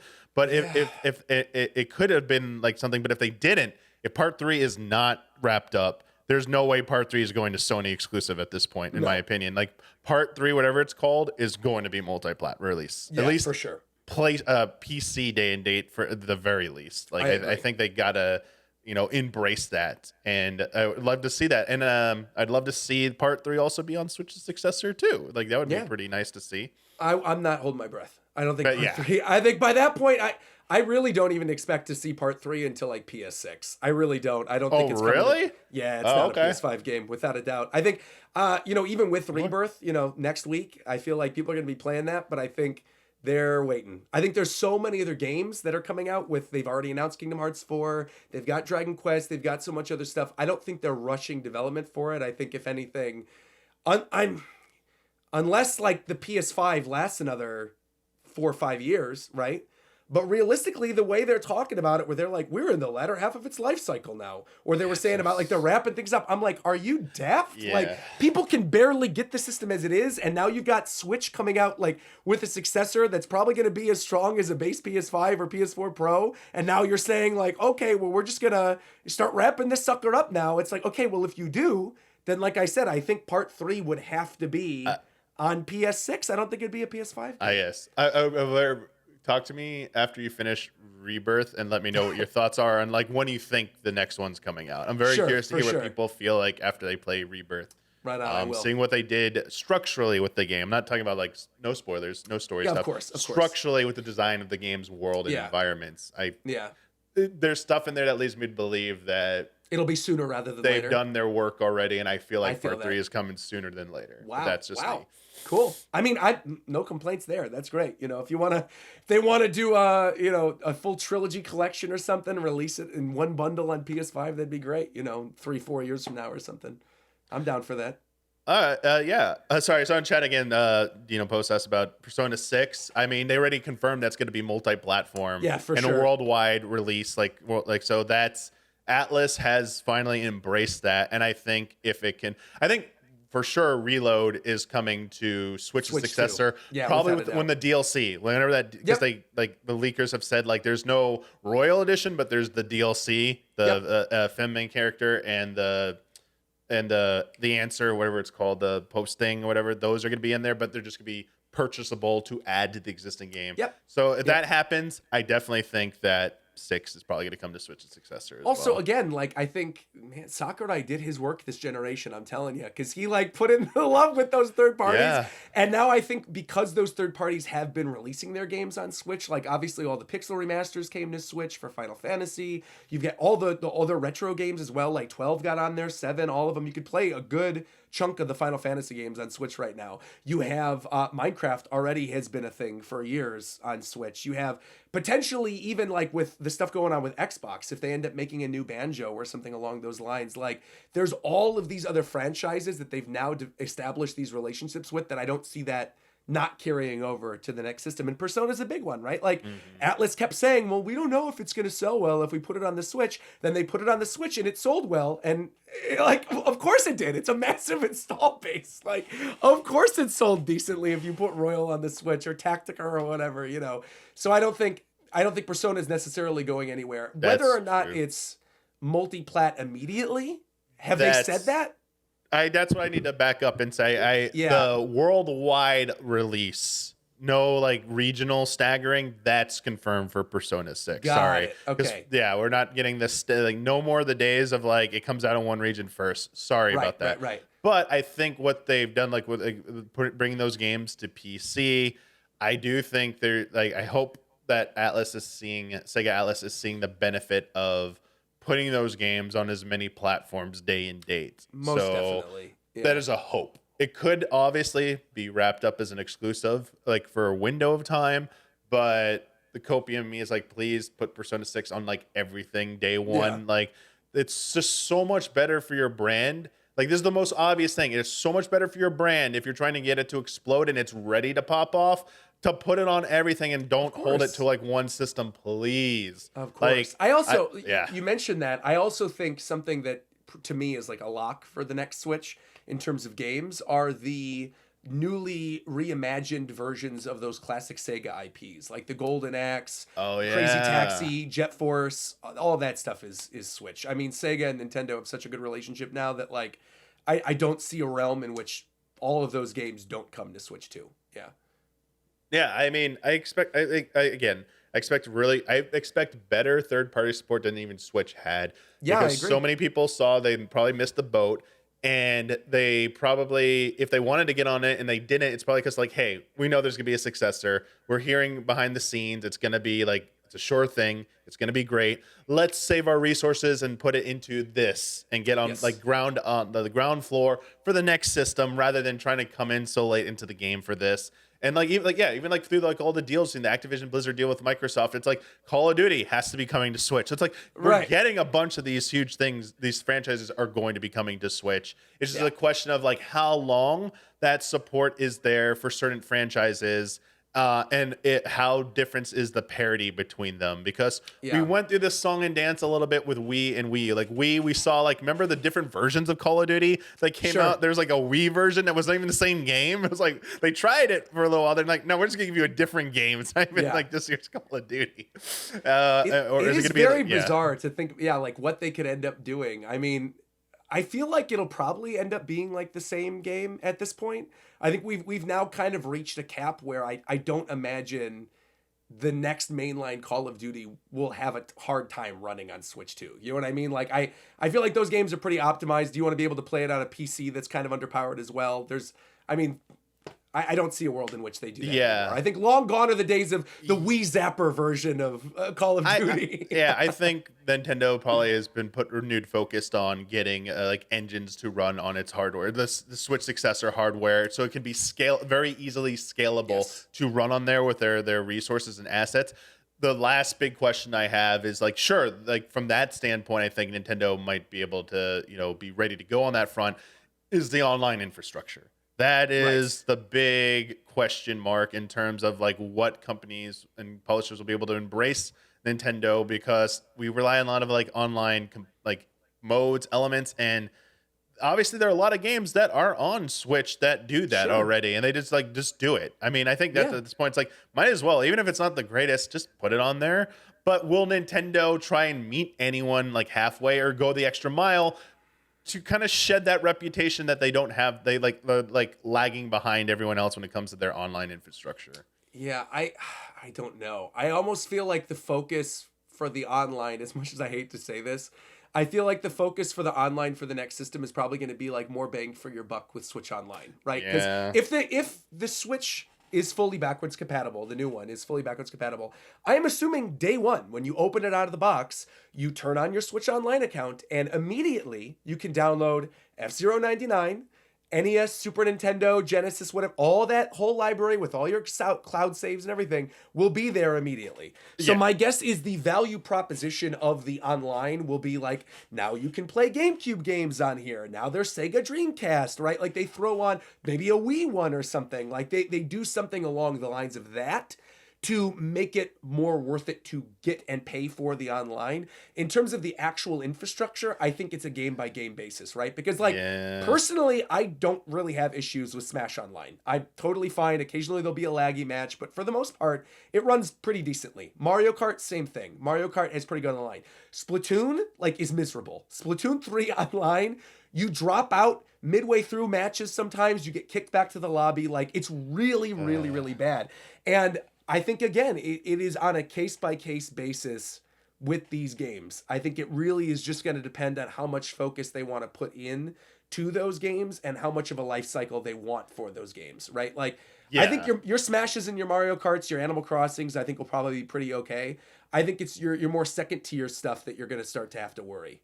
Yeah, my copium is I wish they would like work with like a third party like Microsoft or anyone who has that experience with like, you know, with the networking online infrastructure to at least offer on a case by case basis, hey, you want to put a game on our system and it's a little bit more online intensive and you don't like our own like internal, you know, online network, well, we have this other one you could utilize, but like you have to work with like Microsoft or Amazon or whoever they decide to partner with. Like we will offer a higher tier, you know, access to infrastructure that will work and be compatible with them. It's just, you know, maybe an extra. I don't know how that stuff works. Yeah, but I am wondering because like Nintendo when could do something like that. At when least you if it's play possible. Fortnite on your Switch, I am not like technically savvy, but like when you play Fortnite on the Switch, right? Like the game looks like garbage, but the actual game runs, right? Like is that via Switch Online or is that like via Epic's thing separately? Because you log in with your Epic account.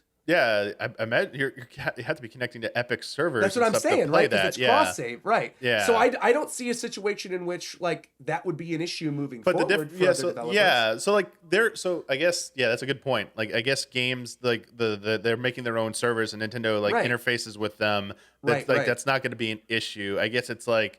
Maybe it depends on how big the game is, right? I think like it's going to be worth their time. I think maybe this is just like Fortnite first or a party. Rocket League. Yeah, right. I guess we're talking about like we're really get down to this. We're talking about like you point out with Splatoon. It's a case by case basis of their first party. Right. Their first party offerings just need to get better, and it's not just like how it works. It's like quality of life. Like look at Animal Crossing, how cumbersome it is to go visit someone else's island. Like it's just that like you know the whole thing with friend codes and stuff. Like in the day, it's like.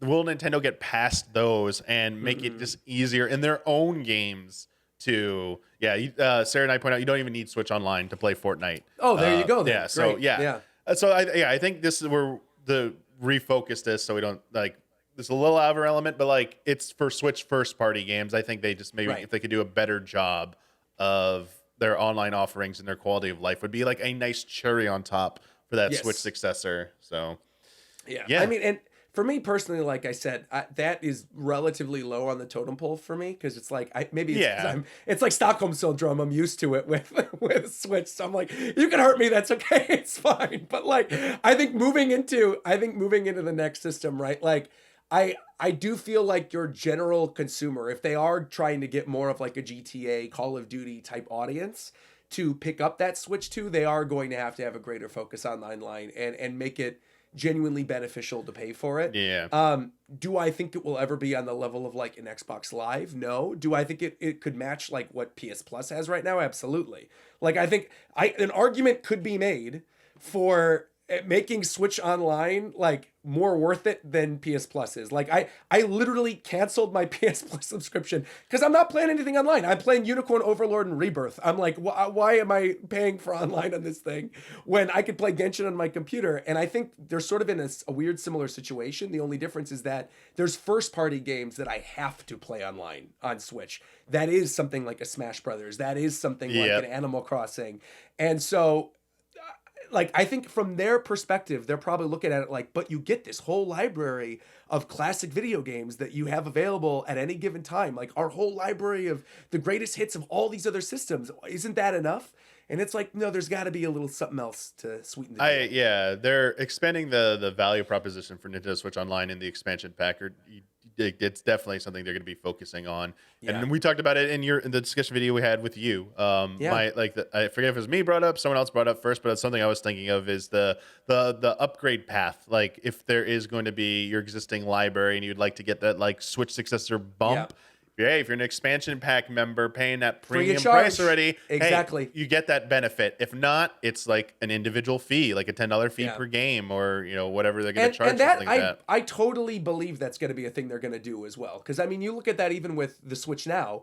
If you pay for an expansion pass, you get the Booster Course pack in Mario Kart. You get Happy Home Paradise. You get the Octo expansion, and like those are Nintendo's big four. It's Mario, Animal Crossing, Splatoon, and what's it called, and Zelda are like the big ones. And so I could totally see a world in which it's like the DLC for Splatoon 3 that literally just came out is included, that you get some other type of extra system on Switch 2 in terms of NSO that you couldn't get on the original Switch, like I said, a GameCube or a Dreamcast or something. And then, like you said, you get your benefit of your free upgrades for all of these really big games that they know people are going to want to play on the new system right away.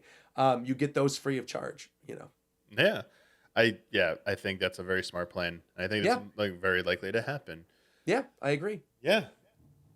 Well, we talked a lot about like the Switch status right now. To wrap it up, I guess you talked a little bit about it, but like, could you just like kind of illustrate your thoughts on the timetable for like the reveal of this? Because I know you have a very set timeline in your mind for how this is going to go down. I do. I feel like I moved it a little bit since that discussion we did, but it's still pretty much the same. I think by the end of spring, we're going to know what this thing is. Either a name or something. I think summer, you're going to get a big blowout, some type of preview thing where they announce a bunch of stuff. I think you get a soft launch in the late holiday season, probably like Black Friday. And I think the big push with like whatever their big killer app is, like a 3D Mario or something, Mario Kart, what have you, is going to be next March. And it's probably going to be around the same time as Switch. Okay. Sounds like a pretty smart plan. Would you want to change any of that if it was like confirmed, like before we knew anything, Nintendo comes out Pokemon. and goes, they're like, they come out and say, hey, Switch, like we were not ready to talk about it yet, but we just want to confirm the next Nintendo hardware will not be releasing in this calendar year. We will confirm that. We'll have more news for you later. What would that do to your timetable at that point? Would you make any for sure. adjustments? If they said it wouldn't be calendar year, then for sure it would be like January, right? But I think like it would be early next year. I don't see it going any later in terms of release than March 31st, 2025. By March 31st, 2025, we will have Switch 2 in our hands and we will be playing Switch 2 games. And I feel so unbelievably confident about that. I would put multiple stake bets down with everyone watching this video right now. I feel so strongly. There is simply absolutely no way. There's no way they're going to go past that. There's simply no way. I've never felt more confident in my life. Yeah. I made a bet with Michael Huber about the Switch 2 100% coming out this calendar year. Oh, and then with all this stuff, and it's like that's why you got to say fiscal. You know how this works, Damiani. You're an amateur, bro. What's happening? I try to go one double or nothing, Huber. Fiscal year. He's like, nope. He's like, I'm not taking it because I know that's a trick. He's like, now he knows. Because Nintendo, I mean, again, Nintendo historically does this. Like people always talk about like, oh yeah, but they said it's not coming out this year. It's like, look back at the 3DS, look at the DSi, look at Monster Hunter, look at Sonic and Smash. Like they always have the big presentation thing right after their fiscal year ends where suddenly this thing gets announced that's been rumored for months that all of a sudden it's coming out 1 month from now. Like this happens all the time and people still don't believe that Nintendo's going to do it. And I feel like I'm the old man, like, when are you going to learn? Like, I don't understand. Like, there's too much writing on this. There's too much news. There's too many reports about them wanting 10 million units out before the end of the fiscal year. That is simply not feasible within 1 month. It's not going to happen. You can't move 10 million units in 1 month. You have to have some type of buffer. And if it's going to be this year, this fiscal year, let me clarify again, it has to be at the like earliest. At the earliest, it has to be holiday this year. At the latest, it's March of next year. But I mean, like, even then, if it's March of next year, they're not going to push 10 million.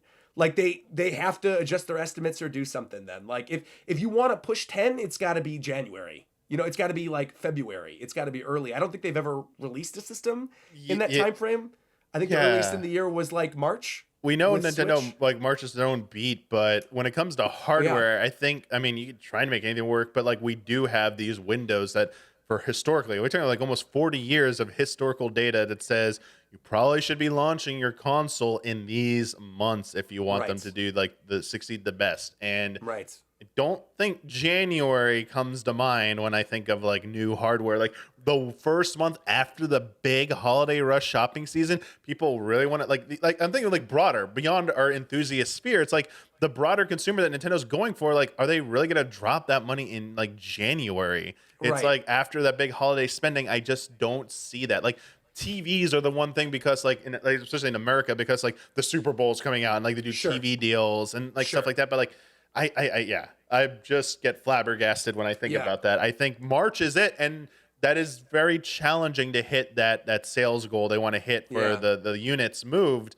in just 1 month. I mean, doesn't seem maybe not impossible, Doesn't but seem like it does impossible, seem but like a it seems very very tall unlikely. ask. Right. Which is why again I go back to like those initial reports about all these delays and like the game of telephone that's been played when like I was there. I remember shout out to Neoxon. I saw his tweet about the VGC article and I clicked it and I read the article and I was like, there's nothing in here that says, you know, anything regarding a delay of the system. And then all of a sudden the thing got updated and there were more people talking about it and it ballooned into this thing that now the system is delayed. And it's like, no. The initial report was that Nintendo was telling third parties maybe hold off until Q1 to have your games ready to go, which I 100% believe.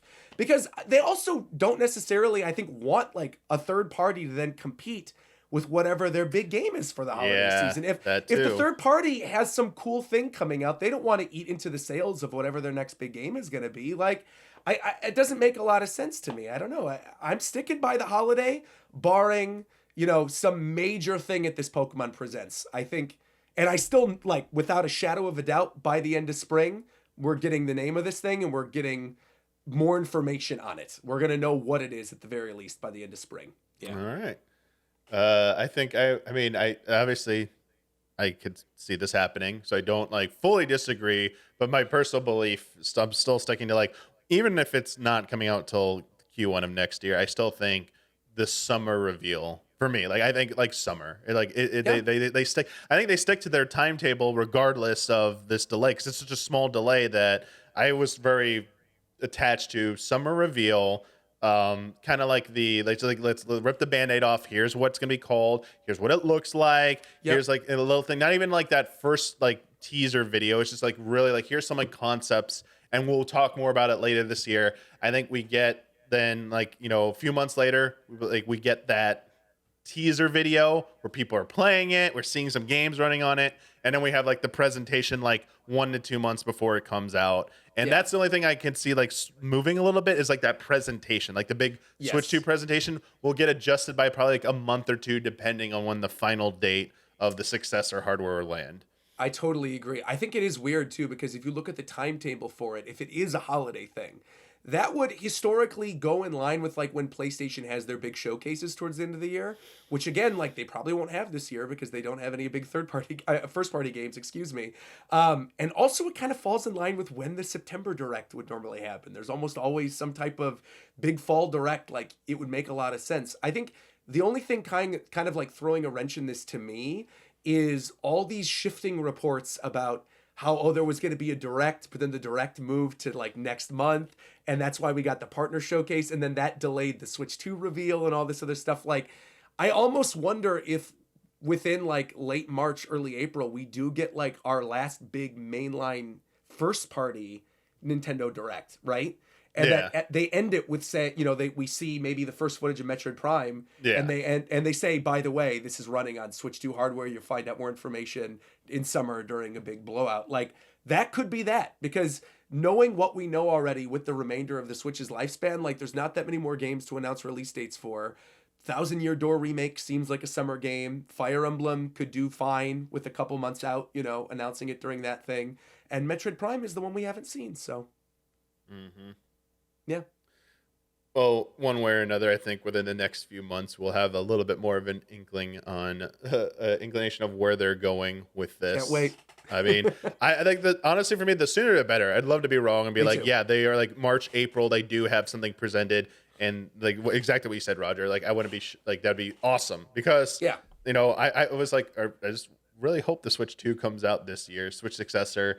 But like Q1 is not the end of the world either. So it's like, like when we talk about delays, it's like, oh, it's a few months. Like it's a bummer. And I know people like analysts were like down on it, but at the same time, it could always be worse. It's like, hey, last minute delay of like a year for your a game or Also, something like that. Yeah. The thing is too, like, if the stock price drops, who cares? Like, unless you have Nintendo stock, in which case, if the stock price drops, what are you doing? Go buy Nintendo stock. Like, obviously, like, Yeah, it's gonna bounce back up. Yeah. Like, now's the time to get in, bro. What are you doing? Yeah, what are you doing? You, like, Yeah. stop complaining. Like, get in. Right, Get on the get action. in there. Yeah, stop. Yeah, exactly. Like, I think this past year was so packed with games, and there's so much that's on the horizon next year that, like, I am perfectly fine with a down year. If they decide, okay, we are gonna push to Q1, like, great, that gives me time to actually play everything. Even in this past 2 months, I've had so much stuff that's now like sitting on my backlog that I'm actively dying to play. Infinite Wealth and Unicorn Overlord and like Penny's Big Breakaway and stuff. And it's like right now my eyes are just Final Fantasy Rebirth, and that's all it's gonna be for the next month and a half for me. So yeah, I don't think I could have kept up with the treadmill of if Switch 2 was coming out this year and like there were like bangers coming out every month and like Switch is like, hey, and then Switch 2 and then we keep going, baby. That train doesn't stop. It's like now the prospect that there might be a little bit of a break in the second half of this year. It's like catch your breath, because we're about to start all over again in 2025. Right. It's like, because as you said, next year is shaping up to be like insane as well. It's like insane. Like, okay, I could use a breather this year. Like this first half is nice. Yeah. I mean, if they launch a new system in addition to that is absurd. Like just thinking about absolutely everything that we already know that's coming out plus a brand new system is just too much. Yeah. If anything's going to rival last year or 2017 or some of these other like really good ones in recent memory, I feel like next year is shaping up to be one of those years. Yeah. Well, we will see. The one thing we can be sure of is that time keeps moving and we are one way or another getting closer to some bit of official information. That's right. Like, soon. It's like some point. It's going to happen. Yeah, we're getting closer. Very excited. That is going to do it for this episode. Thank you, everyone in chat, for joining us. Thank you, Roger. Before we sign off here, can you let our listeners and viewers know where they could follow you if they want to check out more of your stuff? Sure, yeah, you could follow me on YouTube, on Twitter, on Twitch, and on Instagram. I'm RogersBase everywhere. And like I said, I've got actually a really good Nintendo video coming out next week. That is, I could just tease it right here. It is an interview with a host of a certain piece of Nintendo history that's not been heard from for a while. Ooh. And the story of how I got in contact with this person and what this person is doing today is very interesting. So I highly recommend being on the lookout for that. My editor's literally making it as we speak, splicing together all my footage, and it should be out by like the 28th. So you got one last thing to tide you over before Rebirth comes out on the 29th. Yep. Very good stuff, Roger. I'm looking forward to seeing that as well. It's gonna be great. And as you said, like everyone, get ready, Rebirth this week. Very, very excited to see everyone else's opinions and thoughts and reactions to this game finally. Been torture waiting to just wait for other people to experience this and to finally be able to talk about some other stuff that like still not allowed to talk about. It's like, okay, please. I just so I'm already hankering for the lore explanation video with you guys and Maximilian, dude. I'm ready for it. Yeah, sure. Well, I can't say anything. Like even like my emotions, like I don't want to tip anything away. But yes, that's like it's exciting to look forward to like what's going to be coming up in this the end of the month and coming into March with all these other possibilities. So again, thank you everyone. Thank you, Roger. And until next time, everybody, have a great week and see ya. See you guys later.